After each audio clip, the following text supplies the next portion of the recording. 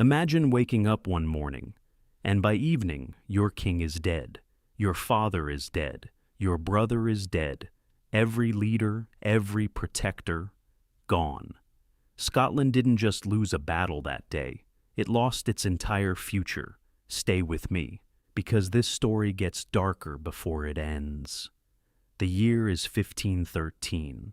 England's King Henry VIII has invaded France.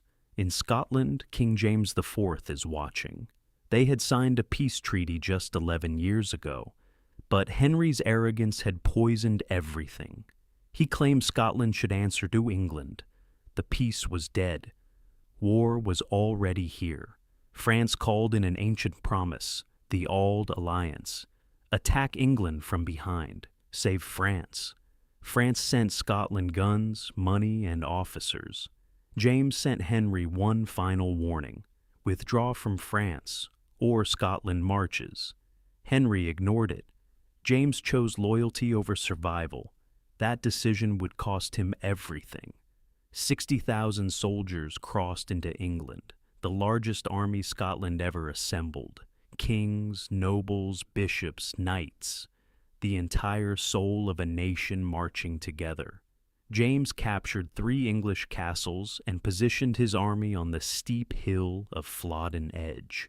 Confident, powerful, untouchable. He had no idea what was coming. The English general Surrey was old, but brilliant. Instead of attacking uphill, he marched his army in a wide circle and came at the Scots from the north. Suddenly, Scotland's escape route was completely cut off. James was forced to abandon his perfect position and move to lower ground. The trap was set, and James had walked right into it.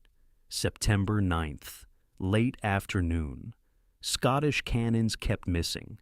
English guns tore through Scottish lines. Then the infantry charged downhill with 18-foot pikes. But the ground was wet, muddy, broken. Soldiers slipped. Formations collapsed.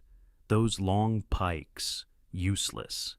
The English answered with shorter, faster weapons and cut through Scotland's army like it was nothing. Everything was falling apart. And then James did something no king should ever do. He got off his horse. He walked on foot into the bloodiest part of the battle. He fought to within 1 spear's length of the English commander and was cut down. The last British monarch to die in battle, gone. 9 earls, 13 barons, 3 bishops, 10,000 Scottish soldiers, dead before nightfall. Women were banned from crying in Edinburgh streets, because if every grieving woman wept openly, the entire city would collapse into sorrow. A 17-month-old baby girl became the new ruler of Scotland.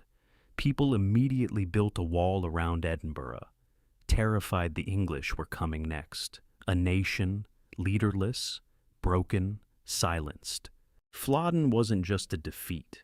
It was the day an entire generation of Scottish leadership vanished in 3 hours.